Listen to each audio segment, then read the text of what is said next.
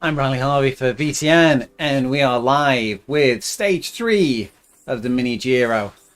This stage is mainly uphill, so will not be the favourite stage for some people. I'm sure I'd be sweating just sitting on the start line looking at this, but it's gonna be a pretty grim stage. It's gonna be a pretty enjoyable stage. Very enjoyable stage. It's a short, flat run-in to the base of the climb, and then you're up the climb for the majority of this event, which is 18.7 kilometers tonight. We're underway, and we'll see who is making most use of the new steering. As you see, a rider that is veering across the road. We've got Chris Bancross in the lead currently. Christophe Contant, Panay Forby is now taking the lead. Panay riding the gutter there. Oh, riders flying all over the place on the road here, trying to find that sweet spot of the drafting. Chris Bancross, I believe, looking like he is not using any steering options, but you can see a good group. Oh, Chris there swerving across the road now into the group, and Panay potentially one of the only riders that's not using the steering there. Forby, Black Sheep still out in front. Those who aren't aware, big update for RGT yesterday, and it's an update that has brought steering to the platform. Perhaps controversially, they've made the steering so that it works all the time for everybody. Your rider, the main difference is that your rider will not search out the draft of a rider in front of them. So you can avoid a rider, but you won't actively seek the drafting pocket behind a rider as you used to. So you can see there, my rider has just gone auto avoidance is off, steering activated. I'm sure if that's been information for my rider, actually for my bot, or if that's for the bot that I'm following. We'll drop back as Christophe Contant leads the chasing peloton, and they've just been passed by Leon. See Leon there riding into the gutter. Only Contant able to keep his wheel, and we see some riders floating around behind. So the riders still steer around the corners. They've got effectively a lane now that they will stick to. And we see there Leon coming up, pulling across, back rolling through, and Leon's pulling back into drafting positions there. Almost like a well executed time trial move there.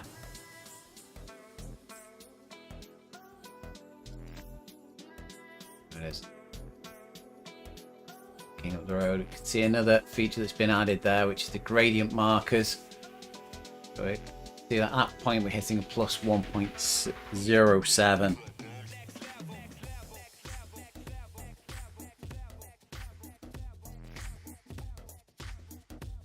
That's the Campagnola tent there. Again, just another marker there showing that the gradient's increasing 1.3. I did think that those markers only appeared when the gradient was greater, a greater difference than 1.1%, but perhaps they happen a bit more frequently. New map appeared as well. You see that in the bottom right hand corner there. So we can change the map now. 3 different map views. Large map. 2 options of close-up. And then a map showing much more of the route. Oh, I can see that this steering is going to be interesting for my streaming. Is the avatar that I'm following forms the center of the screen. So as you saw there, the movement of Leon was moving my camera around without me affecting it. Could be an interesting little feature there. Looks as well like a lot of the riders today are using the in-race radio. You can see there's an ear symbol next to a lot of the riders, and that indicates that when they're using the in-race radio. I'll go back to the front of the race to see how Forby is going there. Forby, Black Sheep, pushing out 4.7 watts per kilogram. It'd be interesting to see how long they can sustain that for, but they have opened up an impressive gap of 180 meters or more now on the chasing pack. You would expect that the pack would need to close that down, because once they get onto the inclines, the drafting advantage, the benefit of being in a pack, is going to be reduced. See Patani there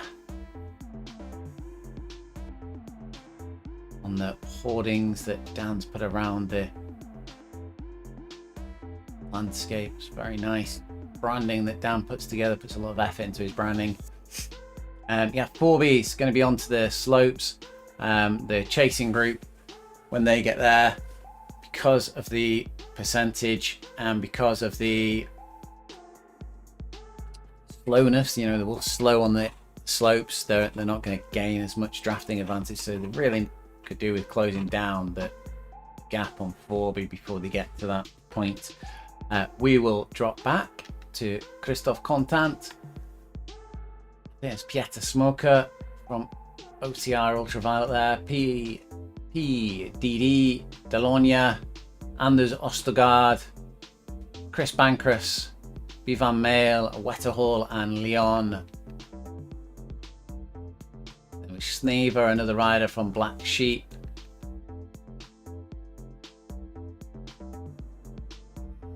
Pino, closing out its group of 14.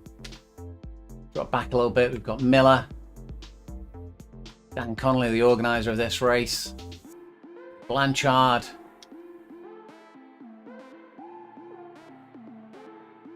and there's Fulop, Langa and Sevignini. Sevignini there, just trying to fathom out the drafting and the steering. I think a lot of that happening just at this moment in time. I see Brandy there moving around. Panay, who was at the front earlier on, not looking to have changed lanes. I think Panay is just relying on the auto avoidance feature. Zed Antolin, some bot company with Bourdage there.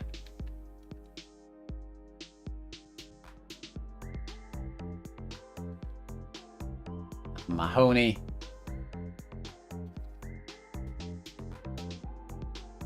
And then there's Mike Mian, rounding out the last of the live riders.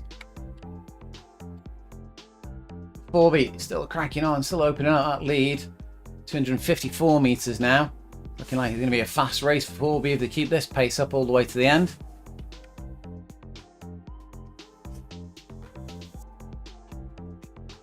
We weren't able to cover yesterday's stage, and I think unfortunately we're going to miss the final stage on Thursday as well. We'll be pulling camera duties for the Proximus e-racing series. Just to go over the results of stage one. Stage one was won by Matthias Lejean of Pedalaz, and they cranked out 26 minutes and 27 seconds. Then there was Pete Schnever rounded out the first three, with Otto Freeberg, Anthony Dubray and Chris Bancroft all looking like they're at the possibly at the same time there. So the Lejean was at 26-27.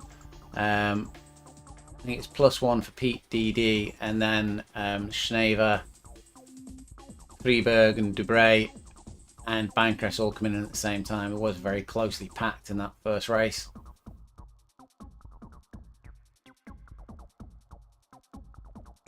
Then stage two, there was a Saad Keradine. I don't think Saad took part in stage one. If I remember rightly, Carradine races in the Echelon Racing Leagues as well on the Saturdays and Sundays when they run. And in second place with a time of 37 seconds extra was Arno Dennett racing for AASRT, and third place with 1 minute 32 was Pino Ferrari for Team ADR, and then Matt Looker just a second outside there with 1 minute 33. Hep Snaver close in, he was on the fifth spot there in that race. So that leads on to the general classification, in which Hep Snaver, with their 2 good performances in those races, is now in the lead with a overall time of 1 hour 9 minutes 10 seconds. Christophe Contant not too far off with an extra, I think it's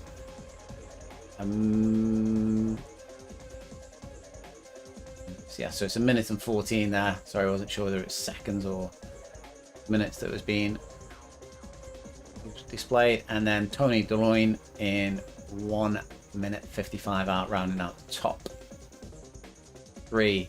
Ben Van Maal not too far off. Depends how well they race on tonight's event as to whether they'll get into that top 3. And similar story on the points with Snaver, Christophe Contant. Bancras on 3rd position on the points ranking. 41 for Snaver, quite clear at the top. Christophe Contant with 26, and then Chris Bancras with 22nd.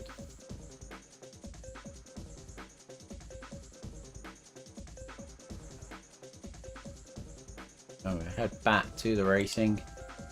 Oh, Arno Dennett there. Forby's lead of 250 meters they had, as soon as he's hit those slopes, has disintegrated, with Arno Dennett now jumping into the lead. Forby forced back into second place, but we can see that the peloton, fragmented somewhat, has now caught Forby up, and they are steering themselves all over the road in order to not give anybody any benefit of draft here. See Snaver going around the inside of that hairpin. Didi staying in the middle of the road, and Forby staying to the left, and they've slowed considerably. You can see how much faster forcing yourself across to take that inside line is. Going there, looking around for some drafts, just going at the wheel of Anders Ostergaard there. And if you keep an eye up in the top left hand corner, you may see just a drafting benefit for Deloigne there, as they're putting in a few extra watts to get themselves to the wheel of Anders Ostergaard. And Anders accelerating away, not wishing to give them any of that benefit.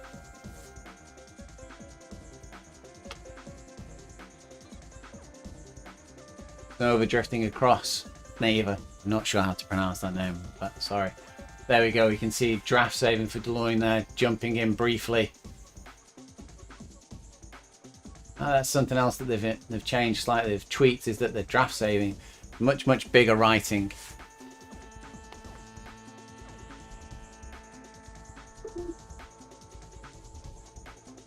Deloigne, Nova and Ostergaard there. Again, you just see the 2 riders ahead, heading towards that inside line, trying to cut the distance on the corner and take that faster line. And Snaver doing the same there to Ostergaard, his teammate, but you just saw how much distance he opened up there on Ostergaard.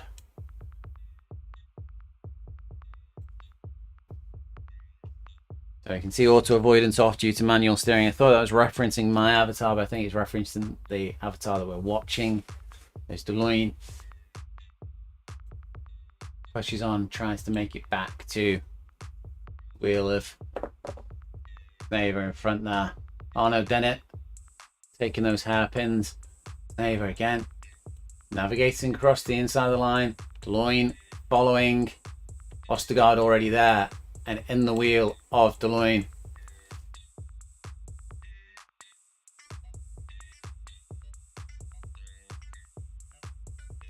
Ostergaard up the inside.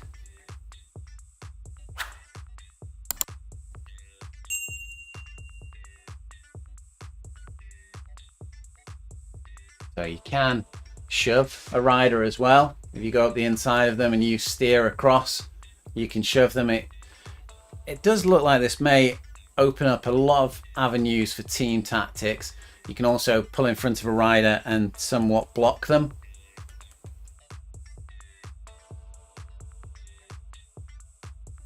You see Snaver pulling off there again,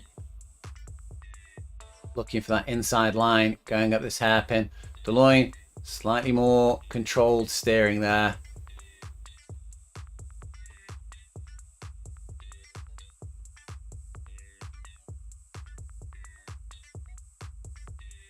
There are multiple ways of controlling your avatar, controlling steering.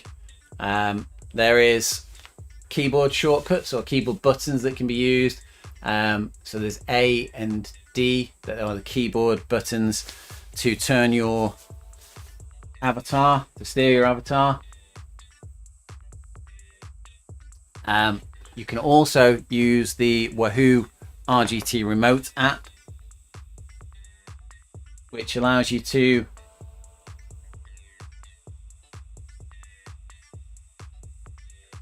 steer by rocking your phone. It uses the gyroscope inside the phone to steer.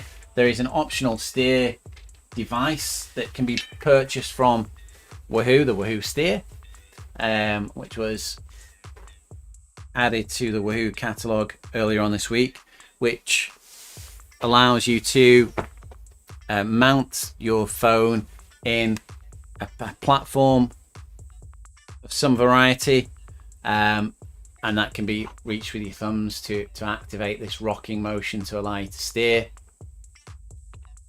And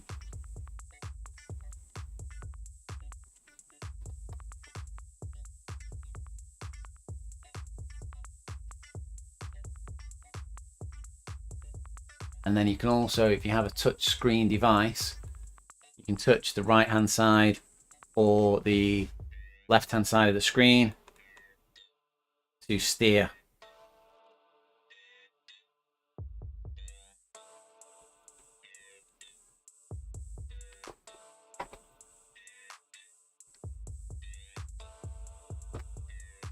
Go back up to the front again to see how the race is going on there. So Arno Dennett there, plugging away at the front.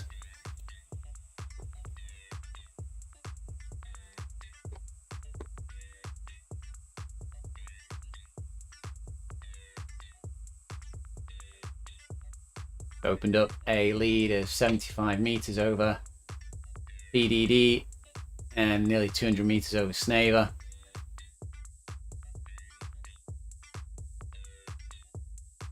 Ostergaard, DeLoyne there grouped together.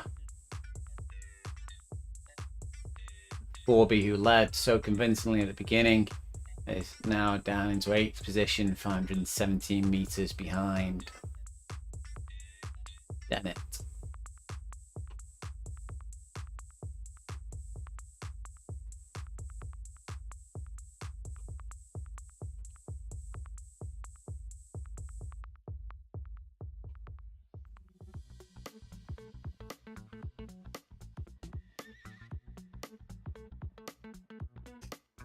So this is to read more or less exactly. This is 2023 Mini Giro. It's the stage 3. This is the finale of probably the toughest stage in the 2023 Giro d'Italia, with a finish up this challenging climb of Crans Monana in Switzerland.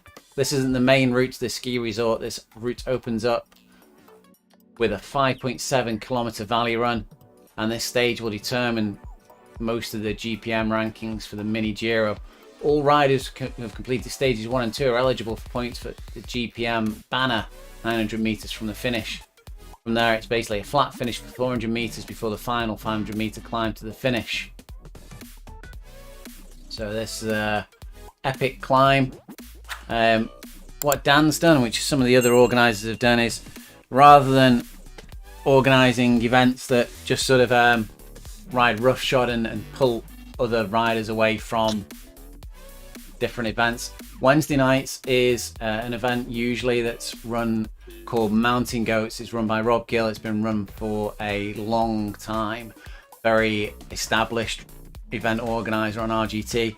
From memory, he runs it at 6:30 every Wednesday, and it is always a climb and usually related to a famous race or event. Although he does do climbs from different areas.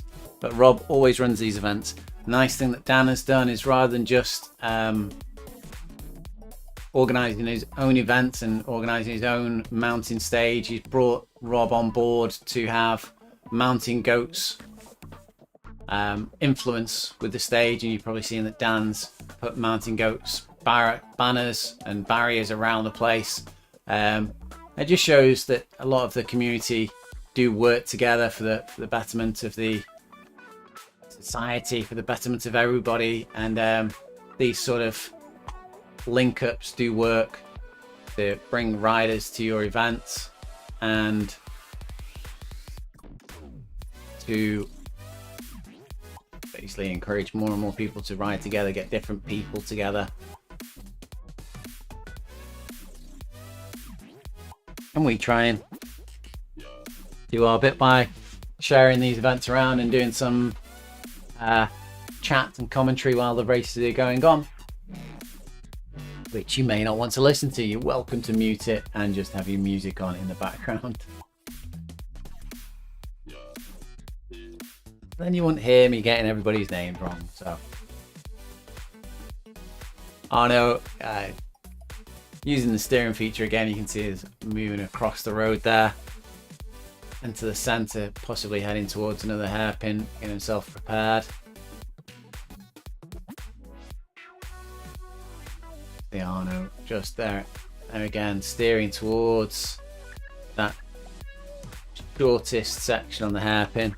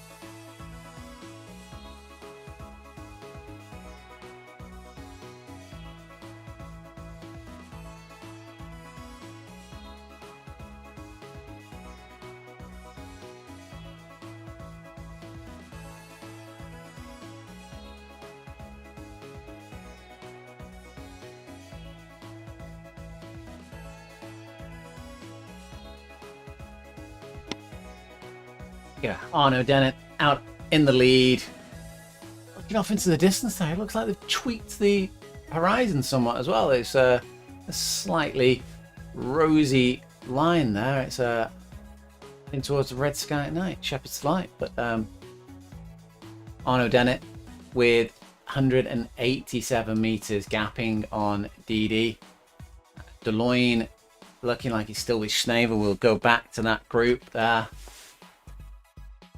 We've got DD chasing on a 9.2% gradient. DeLoyne and Schneever together, weaving around the road. And there's Ostergaard a little bit further back, and just behind Ostergaard you can see the Wetterhall and Contant, not too far out of contention either.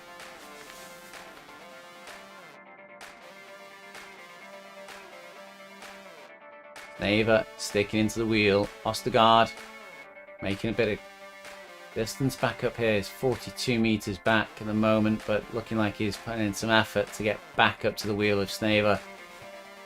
On there, just see if Schneever's actually getting any drafting benefit.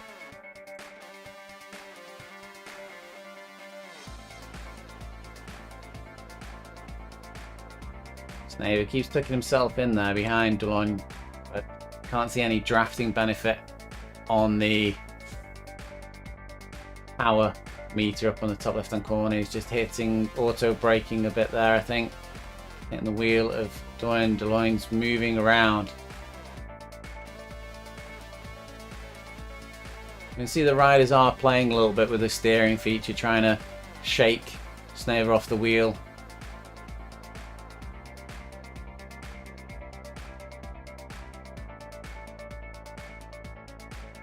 There we go, saving 5 watts at the moment.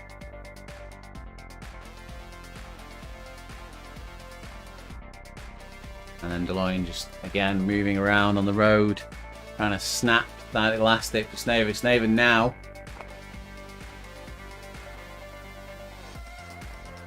catching DeLoyne off guard and just sneaks past and into that 3rd position. Back into the inside lane, round the corner.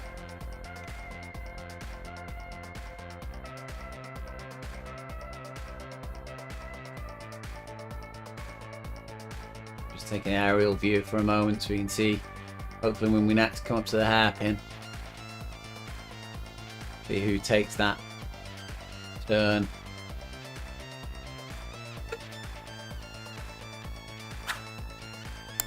Most effectively. Typically the next hairpin's ages away.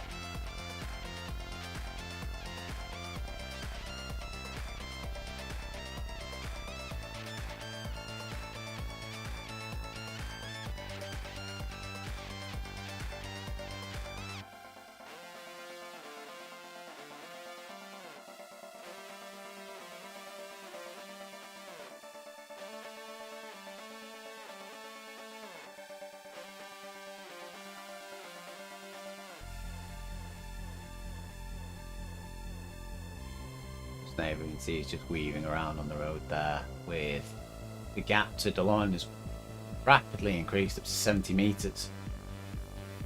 Wetterhall's passed and there's Ostergaard. No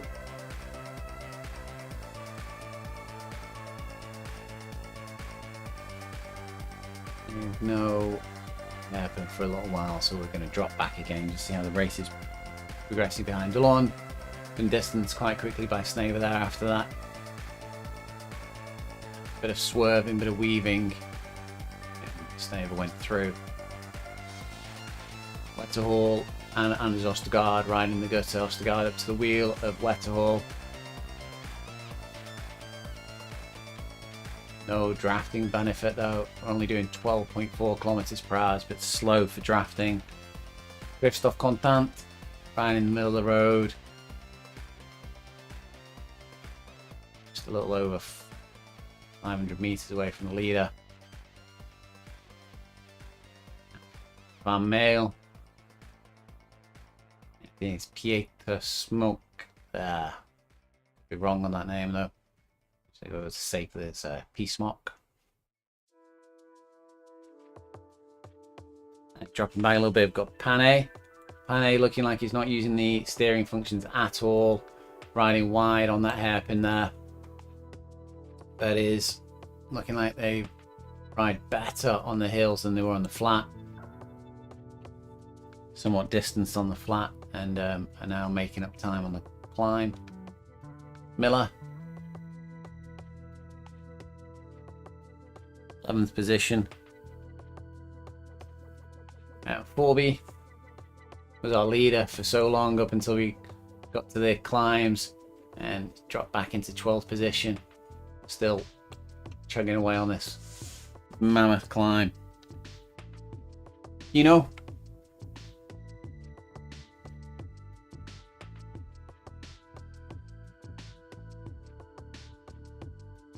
climbing around there, 13th position, 32 minutes into the ride. Leon, I think it's pretty similar positioning to where they were on the flats, still holding 14th position. Dan Connolly looking to have improved slightly and moving up on as the climb progresses.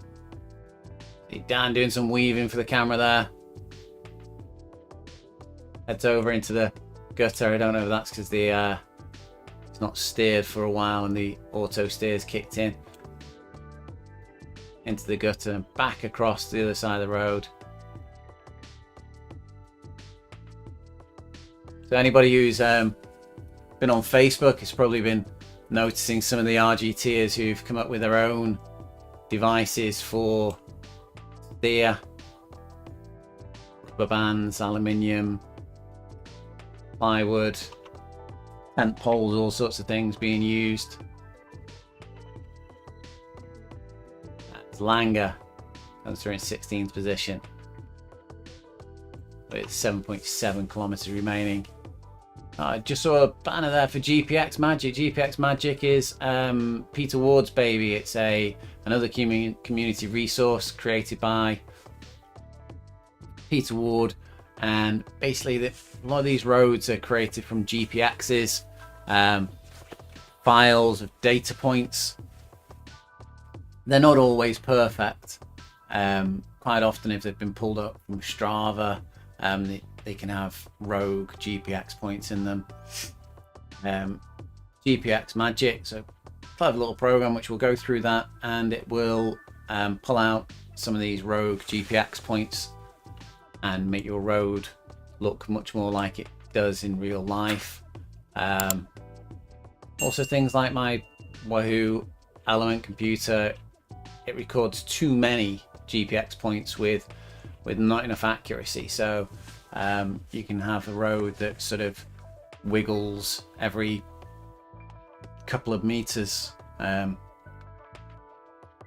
you see Langer here coming into the corner, I don't think Langer's activating the steer, and you can see how they've stayed exactly on that lane that they're in, on that white line, taking that slightly longer distance around the corner, not apexing it.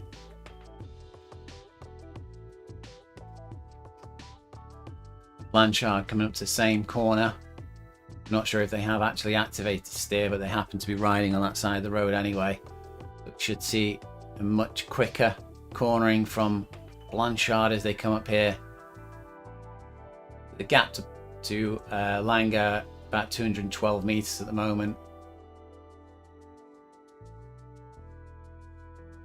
Langer's just putting a bit of a burst of effort there. So coming up to this hairpin. And the gap to Langer is 222 meters, and I suspect we'll see that diminish as we go around this hairpin. 226, and we just knocked about 7 meters off by taking a tight corner there, by taking that tight radius around that hairpin.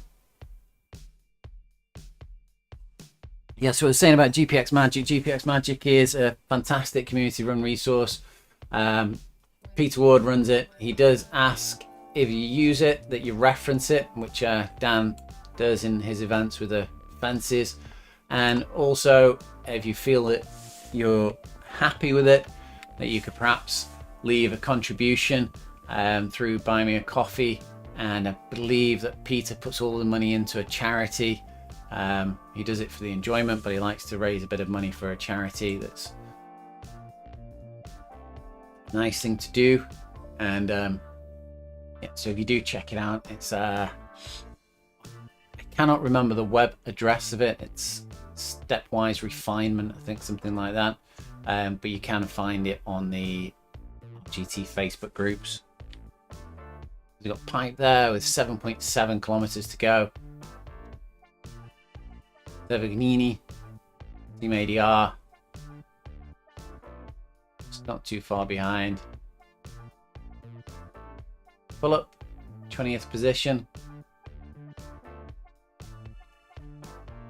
Mahoney there seems to have made some ground up from earlier on in the race.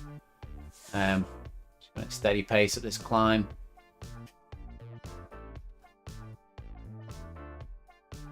Antolin.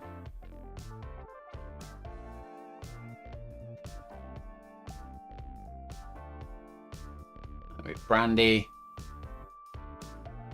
Bordage just on the other side of the road there. That's it for the real riders. We all run back up to the front. That's the Arno Dennett. Still extending their lead. 343 meters plus now.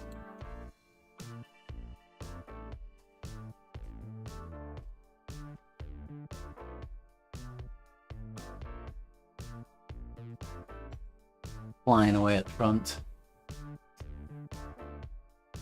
I'm just going to take a break from commentary for a moment and leave you with Arno plugging away at the front of this race. I am jumping on the bike myself as soon as the first rider has crossed the line. I need to go and get some shoes. So I'll be back in a moment, but yeah, we'll leave you with Arno plowing away on this fantastic climb. Won't be a minute.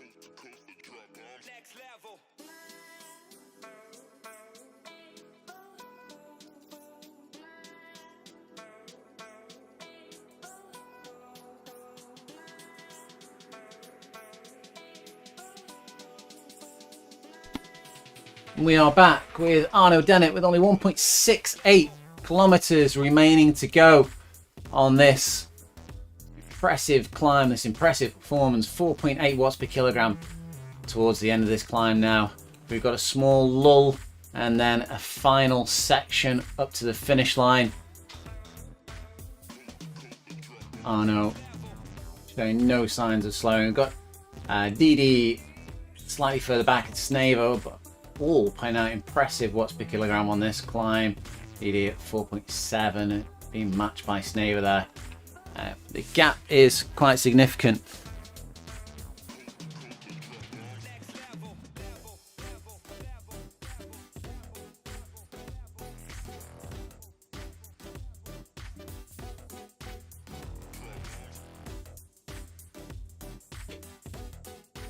Dennett now 1.4 kilometers will just drop back for the top three.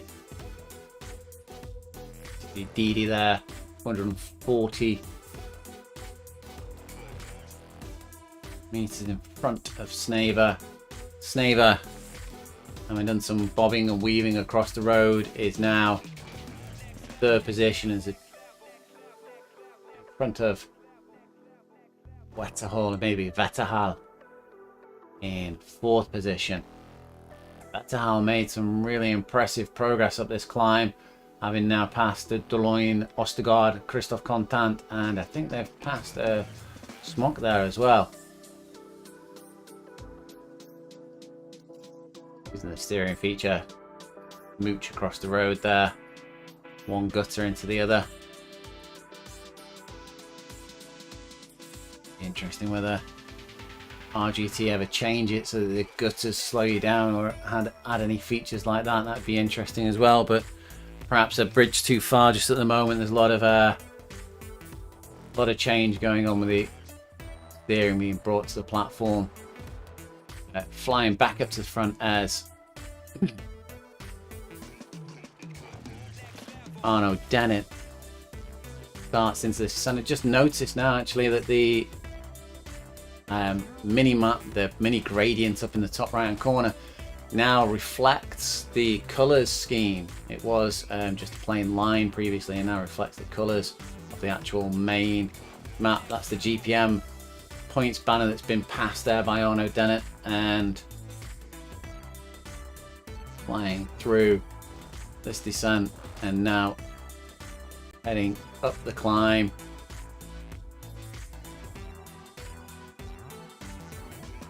% there, we're being told.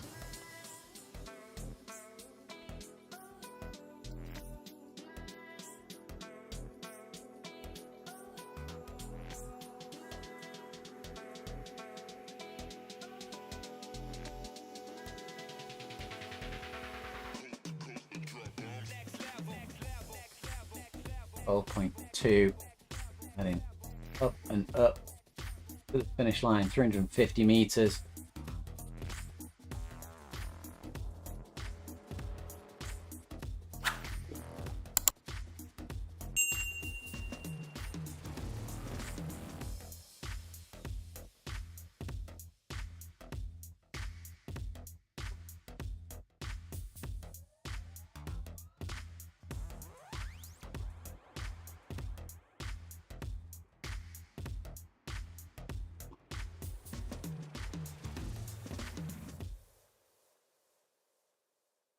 See the finish line in the distance. 160 meters left to go for Arno now as he comes through.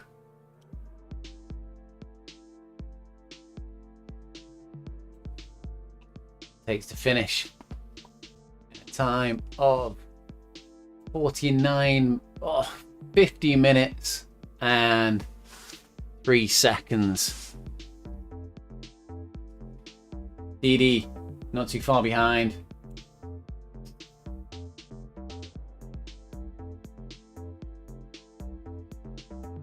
380 meters remaining for DD. So as I said earlier on, unfortunately we're only going to cover the first few riders crossing the line tonight. I've got a important date with the turbo trainer myself, so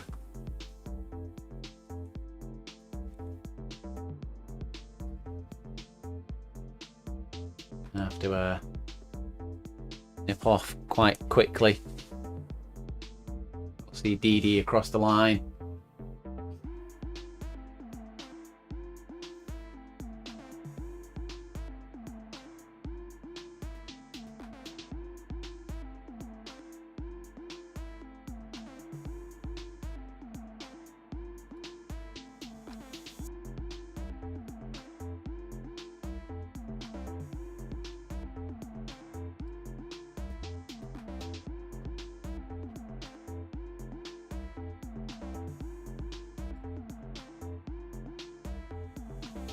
There's DD over the line, 51 minutes and 22 seconds.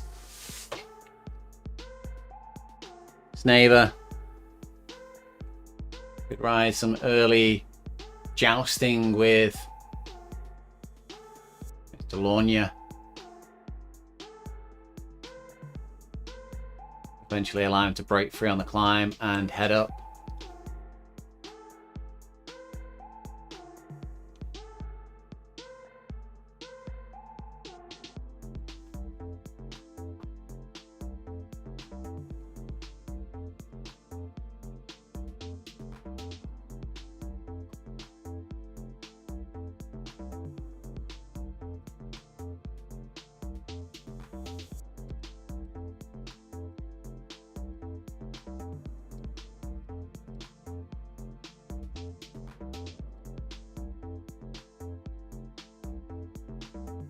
Even out, 160 meters remaining.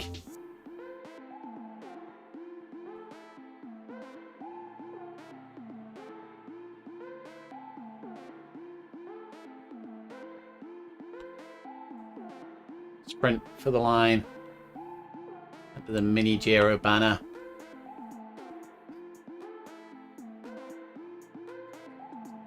By now I've got Vetahal.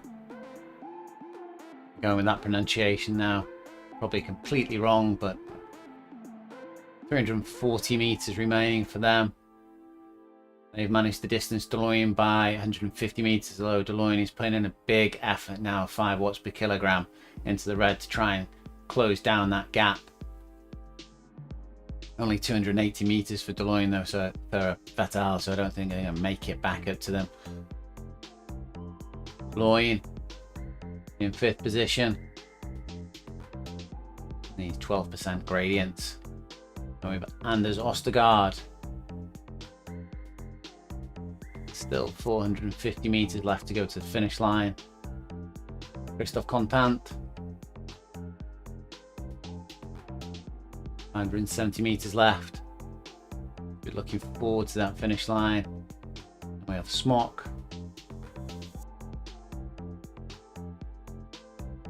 Ivan Mail, Miller,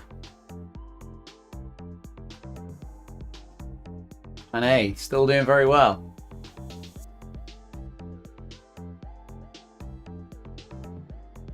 Pino, 12th position. Corby, our early rider, our early lead rider, who's drifted back somewhat to 13th position. But really has been quite consistent since that early drop in. Dan Connolly still wiggling around the road. Our ride organizer, 14th position. Leon, 15th. And then we are going to have to end the stream there. We've got loads of riders still following with Langer, Blanchard, Pipe, Sevignini, Fulop, Mahoney, Antolin, and Bordage. I'm afraid I'm going to have to end it for the evening tonight there. Thanks for watching, guys, and hope that you managed to catch tomorrow's stage somewhere. If not, check it out in the results.